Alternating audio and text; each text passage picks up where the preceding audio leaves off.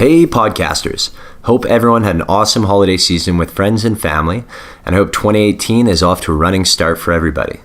I desperately wanted to kick off my 2018 lineup of guests with an all-time inspiring story to illustrate not only the unconquerable spirit of our human species, but also to show you that your little excuses for not doing what you really love hold no weight in contrast to what some people have to overcome.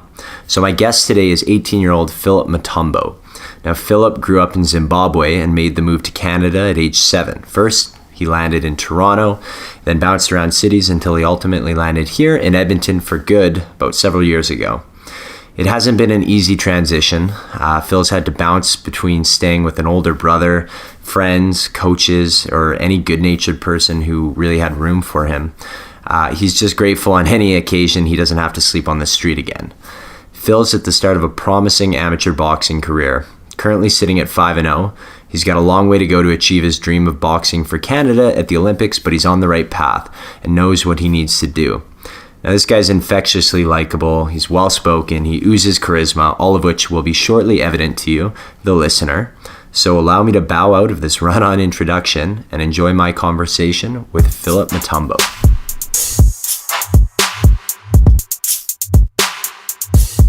Phil, what's going on, man? How you doing today? I'm good. Yeah? How was Christmas? Yeah. Christmas was great. I had the best Christmas. I feel like this was the best Christmas I've had. Why was it the best Christmas? Because it's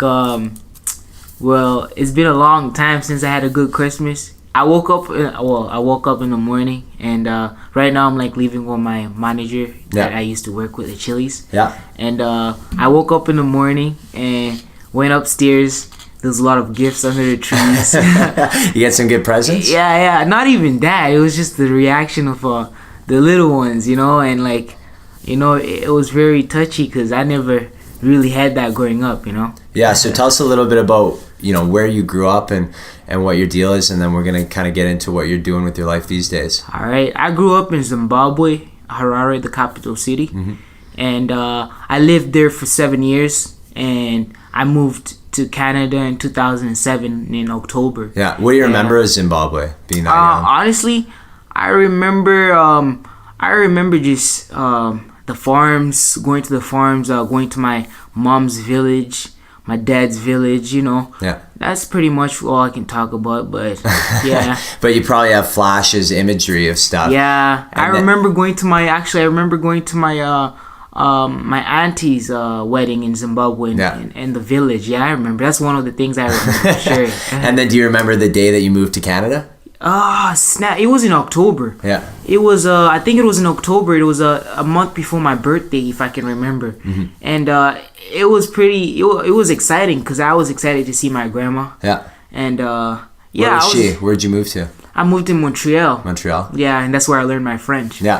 Yeah, you got a little bit of an accent. Are you better with English or French? I'm better with English. Yeah. Yeah. But you still got the French? I still got the French. Yeah, I still got it. Okay, so you moved to Montreal. Uh-huh. Yep. And once I moved to Montreal, I lived there for, I think, until I turned 12. Okay, 5 years? 5 years, yeah, thank you. And I was there and I used to go to a French school. Mm-hmm. And that's where I learned my French. Yeah. Because I wasn't fluent in French. And from Montreal, I went to Edmonton. My mom shipped me with my brother, and, things were not the best with my brother. Why did she send you guys to Edmonton? Basically, I feel like she felt as if it was better off me with my brother. Yeah. She felt that my dad was never there. Yeah. He left. He stayed in Zimbabwe. Okay. So I didn't have a father figure growing up. I just had two brothers.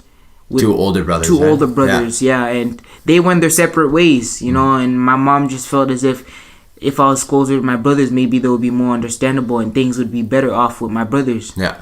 But how old are you now, and how old are they? I'm 18 now. Yeah. My oldest brother right now is 31, and the other one is 30 or 29. So a big gap between you guys. Yes, there's a big gap. So that must have been tough because they're living a different lifestyle than you're going to be living. Exactly. We didn't always have the same dreams, or sometimes we couldn't always talk about, because of the different age stages or whatever. Yeah. But they were good role models in my life. They taught me things. They did a lot of things for me. Yeah. Yep. What were some important lessons that your brothers taught you?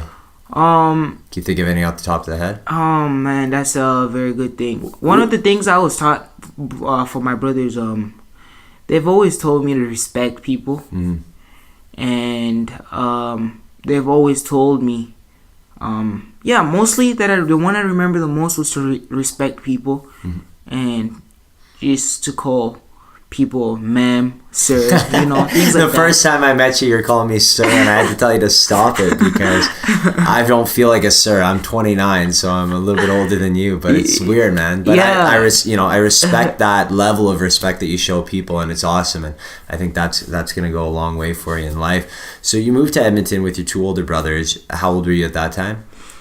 I think when I moved with my brother, I was 13. You're 13. 12 turning 13. Yeah. Yeah. So what was life like when you got to Edmonton? Like, you were in school. What were you doing? Like, it was hard because I missed my mom and my grandma, and I was always used for my mom and my grandma doing things for me. And don't get me wrong, like, I put the garbage out and things like that, but I missed having my mom around. Like, I had to be kind of independent. Like, my brother was there. If I did something wrong, he was there to put me straight. Yeah. If grow up pretty quick that way. Yeah, exactly. And like, if I wanted a pair of sneakers, I couldn't just go and be like, hey, bro, can I have pairs of sneakers? You know what I mean? Like, he's not my dad. Yeah. So I had to get a job. Yeah. That's where I actually ended up getting a job at Chili's. Yeah. Yeah, and I met great people, wonderful, amazing people there. That I'm still talking to till this day. Yeah, so you learned the value of hard work. What'd you do at Chili's? I hosted, I bussed, I did QA. What's QA? QA is basically like a person that organizes the food so that when the servers come at the back. Oh, like Expo. Exactly. Yeah, okay, gotcha. Something like that. Okay, so how long did you work at Chili's for? I was on and off. Yeah. Because I was always all over around Canada. Right, so you came to Edmonton and then you moved again. Right? I moved again, yeah. Where'd you go? I went to Montreal. Yeah, back to Montreal. I went back to Montreal just for the summer. Yeah. And I thought I was going to come back. Yeah. It didn't turn out to be like that. I ended up going to Toronto. Okay. Yep. What brought you to Toronto? I lived in Brampton. No, but why though? Why'd you go to Toronto? My mom didn't like my living situations in Edmonton and the things that was how my brother's girlfriend was treating me, or we were always fighting. She's not bad. She's a great person too. Yeah. But there was just a lot of things that she wasn't happy about because sometimes I'd call her crying. Yeah. And it ended at the end of that summer when I finished my grade 8 year. Yeah. Everything was fine. But, I guess my mom was sick and tired of hearing me cry. Right. So she moved you out to you moved to Toronto, or did you go to Montreal first and then Toronto?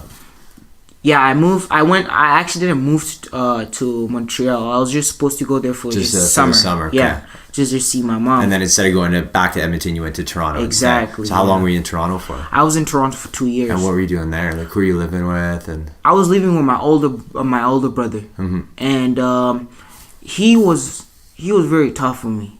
He was very tough on me, and when I mean that he was tough on me, like, my brother in Edmonton was more lenient. My brother in Toronto, he was more tough. He was the oldest one, and looking back at it, he just wanted me to be a good man. In the world, he just wanted me to be a good man. Yeah. So you spent 2 years out there with him? Yep. Yeah. Yep.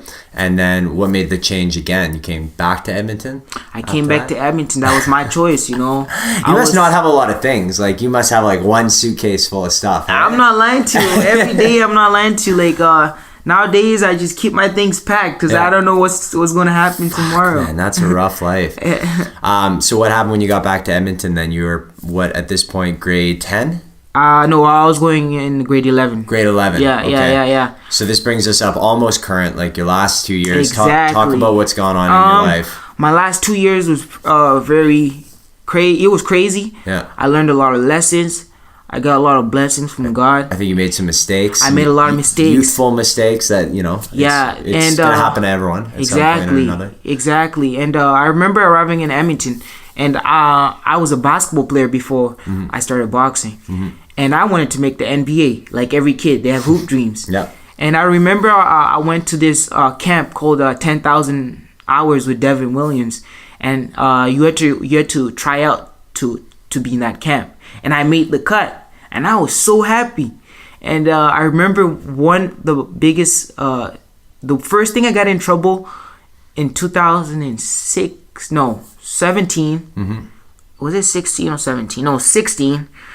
I remember after one of the camps, I took the bus home, and rather than going home, I just wanted to hang out with my friends. Right.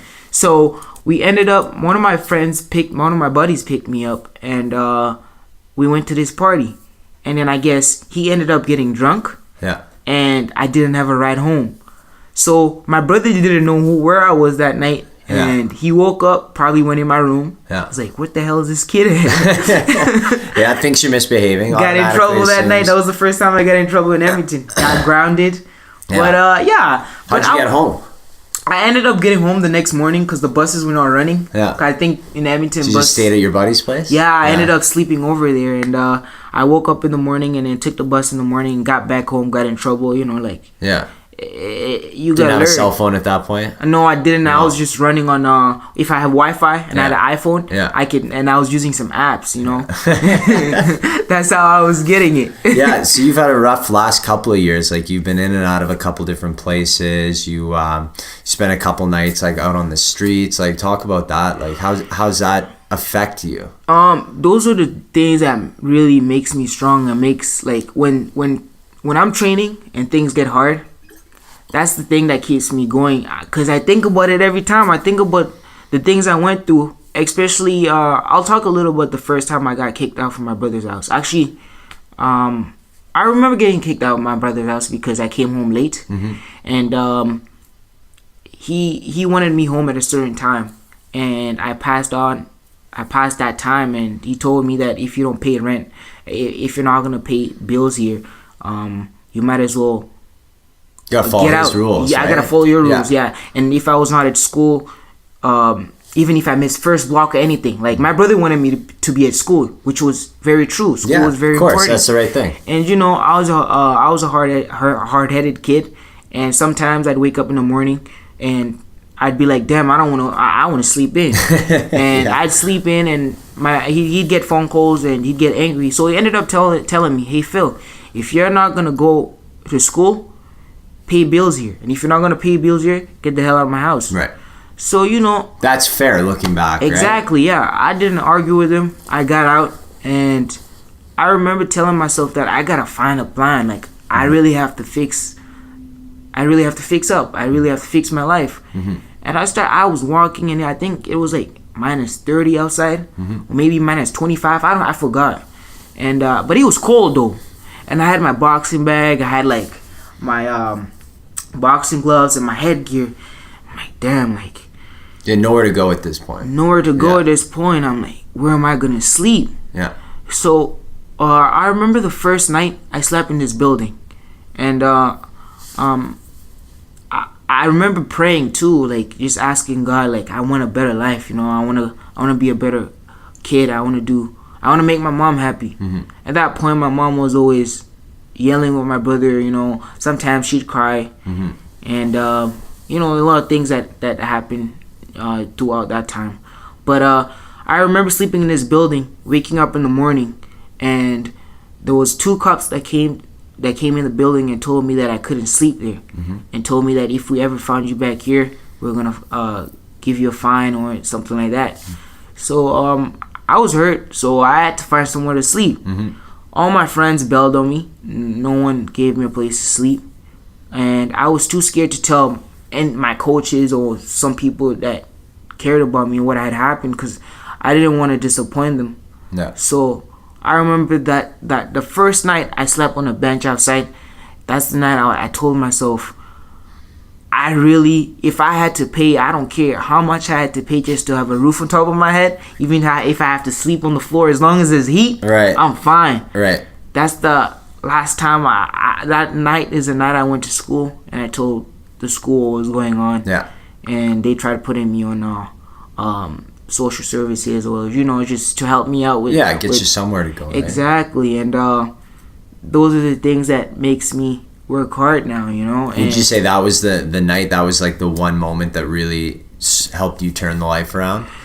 I would say it was one of them. One of many. Like, you've had so much shit happen, man. One of like, them, yeah. Like talk. I know it's probably tough and still new, but like your dad just passing away. Yeah. My dad passed away February 22nd, and that was. Is he still back in Zimbabwe? That was in Zimbabwe, and the thing that's more hurtful about it is that I never had the chance to like talk to them, you know. Right.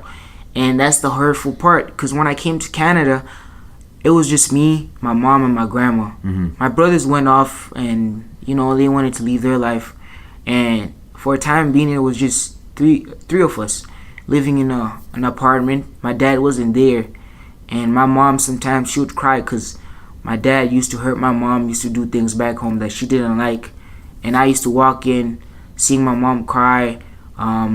You know, I used to get ass whoopings, you know, because my mom would put her anger on me. She loved me though, you know. She didn't do it because she didn't love me, and you know, I understand her pain as a mother. But throughout my life, I had so much people that helped me and cared about me. And but one of the lessons that really changed my life around was in May. I remember an incident happened. I went to a party, and before actually all this happened, my mom had called me and she told me she had cancer and HIV. And I remember thinking to myself, like, damn, I lost my dad just a little while back, and now I'm about to lose my mom. Like what the hell is going on? Like, life is not fair. And I remember a buddy of mine just invited me to a party because it was getting close to graduation. Mm-hmm. He was graduating class of 2017. And I remember just telling him, hey bro, I'm down, let's go have fun. When I went to the party, I ended up getting stabbed. I was intoxicated, and I was probably high too. Mm-hmm. And I went to the hospital, and the nurses or the people there asked me what had happened. A buddy of mine told me, hey Phil, don't tell them what happened. Just tell them you were playing, you got cut, and that's the end of the story. Yeah. And that's what I did. And I remember sitting in this waiting room, and I said things I shouldn't have said on Snapchat. Yeah. It got to my school. Once it got to my school, I went to school, and I was charged with uttering threats. Because of something you put on Snapchat and someone recorded it. Exactly. Yeah. And that was the turning point of my life. And that's when it all came crumbling down. That's when it went all crumbling down, and I was like, I was not doing anything right. At that point, I was living with this lady, and I was paying my rent, you know. Yeah. It was very tough, but one person that really stuck by my side and really helped me through it was my coach Raul. You know, he's never given up on me. He's one person that I feel like today, if I did something, he'd still stick by my side. Yeah. And his wife too, Pat. Yeah. She's the one that helped me get through grade 11. But let me just finish this story real quick. Of course, man. I remember sitting in this cell, and Constable Brandon, he's a great person too. He's helped me so much, and he still helps me till this day. And I remember he came in the cell, and I was sitting down, and he told me, Phil, don't think this is the end. I still believe in you. And I'm like, why would he say something like that? Like, what else is there to me, you know? Yeah. Like, what good am I ever gonna do now? Yeah. Like, I'm already in the cell. Like, my grandma even told me one day I'm gonna end up going to jail or something like that. And I was hurt. I was depressed. I didn't know what to do next. I just felt like I was never gonna make it. And I finally came out. I was in that cell for a day and a half. Felt like longer? It felt like long. I counted every brick in that jail cell. I'm not lying to you. Anyways, my brother came out and bailed me out, and I was living at my brother's for a little while, and I was there by myself sometimes because my brother was never there. And I ended up living with Pat and Raul, and Pat, she was tough for me when he came to school. Like, that was her number one. Till this day. Tough love, man. That's what you needed. Till this day, that was it. And I ended up going to Cougar's boxing gym. Yeah. And me and Raul found that place. And I loved it. You know, the first day was a hard day because I got to spar with my coach. Yeah. I sparred this little kid, and then the next day I sparred with my coach. He beat me up, went out crying. Didn't take it easy on me.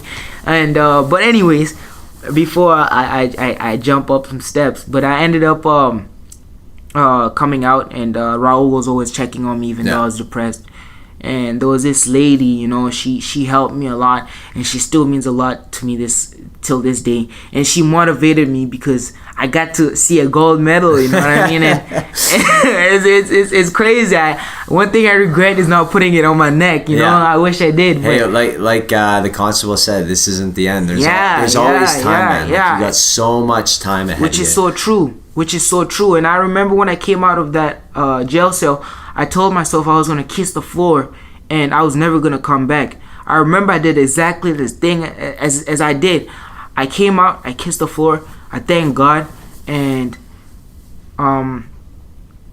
when I was staying with Raul, he put me through hell. I mean, he'd make me wake up sometimes in the morning and we'd go do stairs.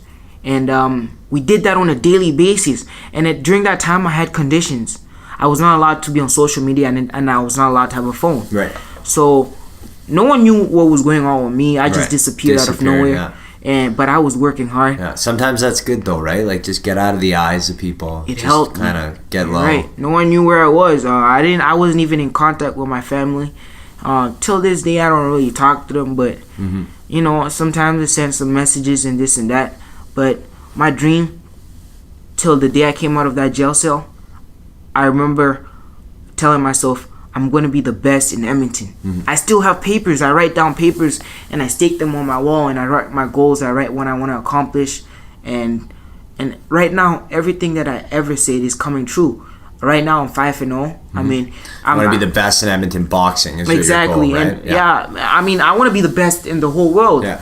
But it's small steps that it takes to get there. What got you into boxing in the first place? Like, at what point in your life did you take that?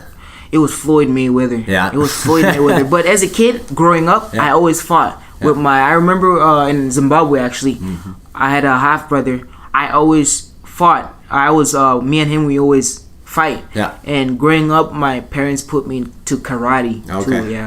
Yeah. So fighting was always in my blood, and working hard was always in my blood. Right. Yeah. So then you utilize sort of this newfound gratitude and this newfound drive through boxing, and that's what's pushing you now. That's what's keeping you honest, right? And my dad pushes me, you know.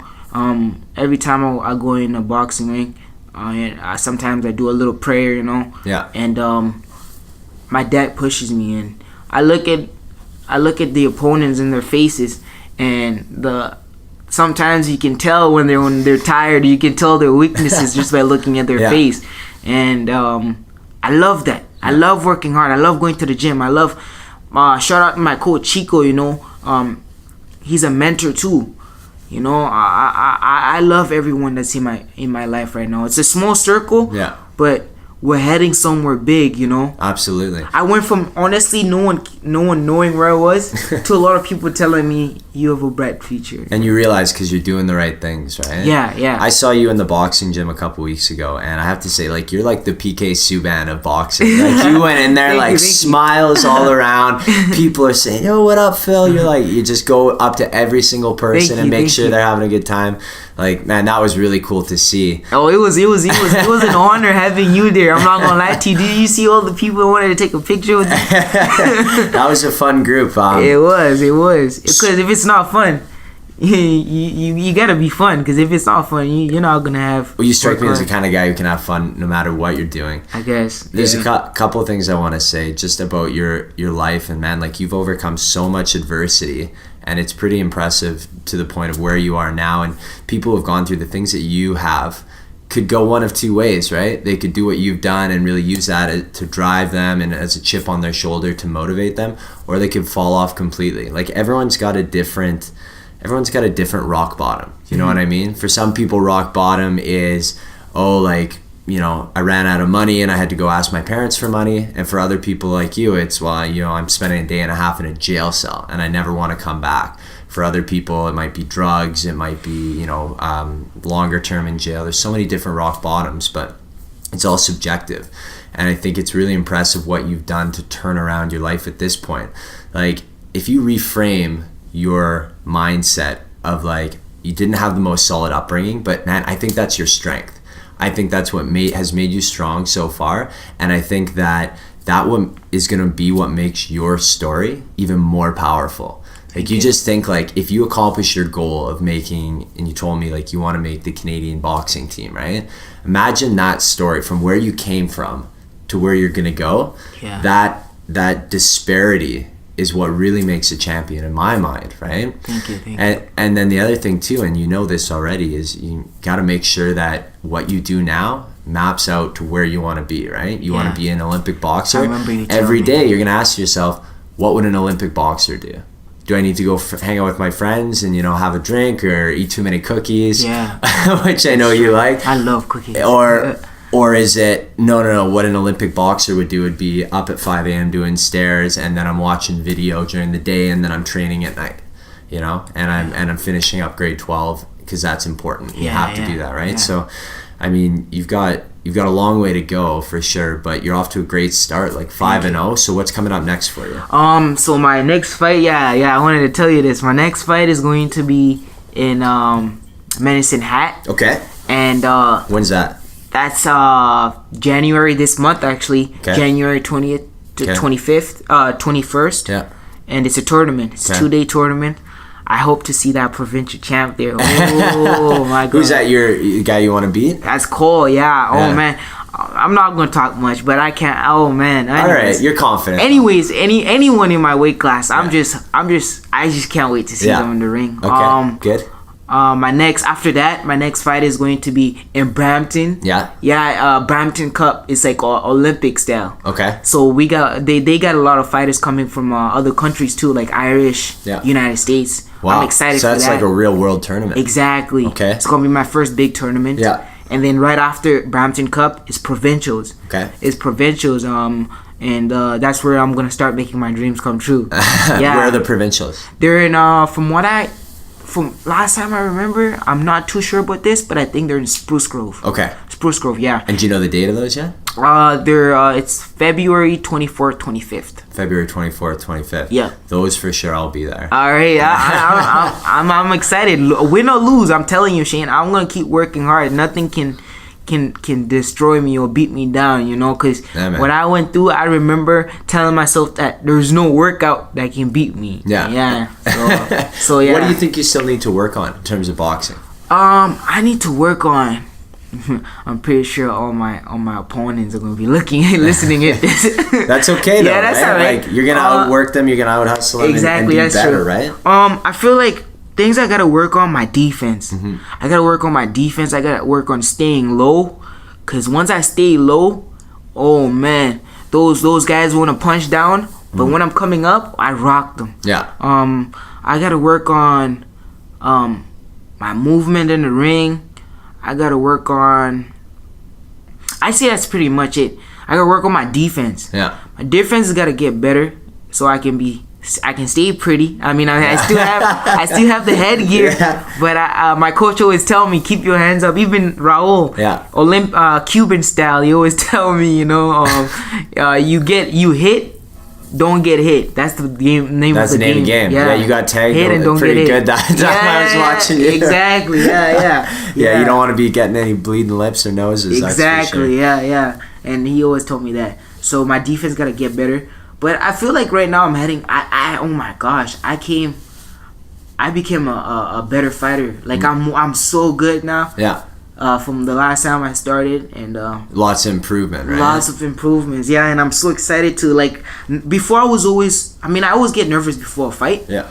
But I was never so excited for my next upcoming fights. Yeah. These 5 fights that I got really made me tough and really made me confident. Yeah. And after my last fight, I regret it. I wish I could have stopped him. Mm-hmm. But I'm really excited for my next fight. So what do you want to do in your life? Like after boxing, like what kind of impact do you want to leave? Like what kind of mark do you want to leave on this world? Oh, that's a very good question, but I got an answer for it. Okay, I knew you would. I wanna motivate kids. I wanna help kids that never had the chance or the word, or kids that don't almost have no hope. Mm-hmm. I want to give them hope. If I ever become a world champion, if I ever even make the Olympics, I want to go back to my homeland, because no one really knows where Zimbabwe is, and not a lot of people know Zimbabwe. And I really feel like I'm carrying Zimbabwe, and I feel like I'm carrying a lot of Africans too. And I want to go back to Zimbabwe, and I want to build another world champion. Mm-hmm. I want to motivate kids, and I want to let them know to never give up. Right now, I'm still a nobody, but I know that if I keep going and keep working hard and stay humble, mostly, keep praying to God, keep thanking Him for everything that He has done in my life, and keep letting Him use me. I know that I'll go the right path, and just surrounding myself by the right people, learning from the people that has done it before me. And I really just want to help kids, and especially kids that never had a dad, mm-hmm. kids that don't have both parents. I want to be their hero, if we can say that. Yeah. And I don't want to do it for anything back, because just seeing that is going to make me happy. Yeah. That's such a common theme too, like kids who don't feel like they have hope. And again, it's so subjective. Like exactly. some people have had it pretty good, like have pretty soft upbringing, but some people have had it really tough, man. Yeah, and if you can help any of those people, right? Yeah. By using your story and showing what you've gone through and just your personality, like I think you've got all the tools. Yeah, and I honestly get it from. I'm not gonna lie, this lady, she really did a lot to me. She helped me a lot, mm-hmm. and she made me look at the world in a different way, and I'm so blessed that she came in my life and showed me all those things. Yeah. So Phil, where can people follow your story? How can they find you on social media? Actually, I'm gonna be starting on Episode, The Journey of Phillip Matombo. I'm gonna be posting it on YouTube. Okay. So that's coming out right after provincials. So that's a channel you're starting? Yeah, it's like an episode. It's gonna be like a series. Okay. I actually started this because Who's filming it? My buddy of mine's we came up every day. Me and my buddy, we always tell ourselves that we're up next. Yeah. It's kind of telling ourselves, we're the next thing. We just gotta keep our heads up. Every time we have a bad day, we always keep telling you that's the thing. Yeah. We're next up. And he's the one filming it, and we already started. We already got the intro in. Nice. Yeah. So this training camp, we're probably gonna videotape this training camp and just let people know a little bit of my story. Do you wish that you would have been videoing all the struggling times too, all the tough times, so when you get to where you want to be, you can show people and say, "This is where I came from, motherfucker. Look where I am now." That's so true. That's true. I wish I could, but I never thought in that time that I'd ever be here. No, man. Yeah, but you can follow me on Instagram, Mr. Edmonton. So it's actually Mr. Edmonton. Okay, that's easy. Yeah, and you can follow me on Twitter _Mr. Edmonton. And those are my social medias if you wanna look at what I'm up to. But otherwise, I'm truly blessed to have Shane interview me. He's the next thing for sure. We all know that. No, man, I'm just giving people platforms to talk. That's it. No, don't say that. It's your guys' story that drives this, and I love hearing this kind of stuff, and I know it impacts. I get lots of messages, and I know I'm gonna get lots of messages from you. Well, you're changing you're changing the world, because I remember listening to your podcasts, and I listened to some of them, and they're very touchy and motivating, and I love that. I appreciate that. You gotta do that more, brother. I love them. Cool, man. We'll keep working, keep creating. All right. All the best in the upcoming fights, man. All right, thanks, Shane. Okay, we'll catch you later. Thanks so much for listening, guys. I hope you all enjoyed that talk with Phil as much as I did. Let me know what you are doing to make 2018 your championship year. See ya.